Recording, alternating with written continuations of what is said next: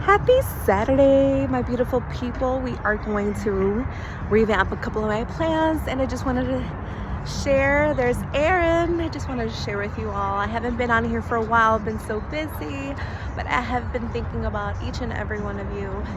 I wanted to share that we had great success with the Coco Coir.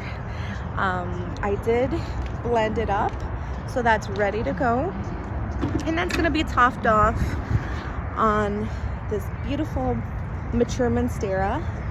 And I've got a young monstera back there that's going to have happy helpings of that. We've got the money tree. It is May 7th, everybody.